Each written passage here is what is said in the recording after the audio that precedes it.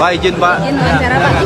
Pak, di Bandung Barat ini kan ada terkenal dengan objek wisatanya Pak. Mungkin bisa Wisata di sini. objek wisata Pak. Oh ya, Nah, tadi mungkin kita ke situs Ciburui, ya itu sebagai contoh objek wisata yang kita temukan. Dan saya tadi sejenak mampir di situ, foto-foto, rekam konten dan sebagainya.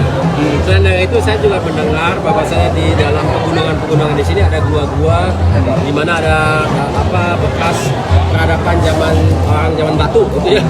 Itu juga menarik, harus kita perhatikan. Selain dari itu mungkin juga orang suka dengan kebun teh di Pangalengan dengan Ciwidey yang alamnya sangat indah, iklimnya sangat sejuk gitu ya. Dan itu juga sering dikunjungi orang. Saya kira itu memang juga penting, harus kita perhatikan potensi pariwisata yang ada di Bandung Barat dan khusus dan secara umum di banyak tempat di Jawa Barat, banyak. Tapi ada satu tapi, perkembangan pariwisata itu selalu tergantung dengan infrastruktur. Jadi infrastruktur kalau jalannya jelek atau juga tidak ada tempat-tempat yang bisa dikunjungi di mana orang bisa duduk makan dengan enak, ada juga ada penginapan, ya susah gitu. Ya, itu tapi yang utama adalah infrastruktur transportasi darat. Jadi saya kira khusus di Bandung Barat juga di Jabar bagian selatan itu adalah kendala utamanya adalah jalan yang memang terlalu sempit, banyak lubang dan memang waktu yang diperlukan untuk jalan dari kota A ke kota B itu wajahnya mungkin sejam, tapi di sana mungkin jadi 2,5 jam, 3 jam gitu ya, karena memang keadaannya kurang baik. Itu menghambat ekonomi, tapi juga sekaligus menghambat akses ke pendidikan dan juga ke layanan kesehatan. Jadi tiga-tiga terhambat, dan oleh karena itu pada kenyataannya IPM yang kita lihat di kabupaten-kabupaten yang yang ada bagiannya Pantura Selatan itu termasuk agak rendah gitu ya, terutama karena ada perbedaan, jadi ada ketimpangan antara bagian utara dan bagian selatannya di dalam kabupaten itu sendiri, misalnya Sukabumi, Cianjur, Garut, itu semuanya mengalami hal yang sama. Pak, tadi ada keluhan kaitan dengan pengangguran begitu Pak, mungkin ada program bisa Pak? Iya, jadi kalau pengangguran memang itu adalah masalah nasional, tapi di Jabar sebagai provinsi yang punya industri pengolahan terbesar, kurang lebih 55% se-Indonesia ada di Jabar.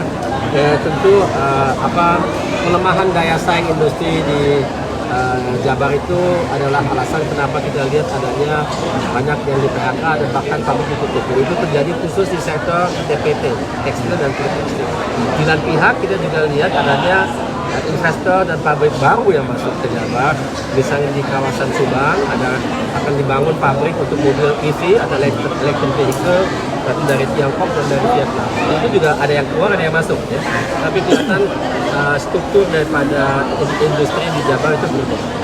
Nah, bagaimana caranya kita menghadapi gejala pengangguran terkait dengan ini ya. Jadi kalau menurut saya yang kita lihat di sektor TPT ya sebagian memang benar, mungkin daya saing kita harus kita perbaiki, tapi di lain pihak ada juga gejala di mana pasar dalam negeri kita ini dibanjiri dengan produk-produk dari luar negeri, terutama dari Tiongkok yang amat sangat murah. Pertanyaannya adalah apakah harga rendah itu wajar atau tidak wajar gitu.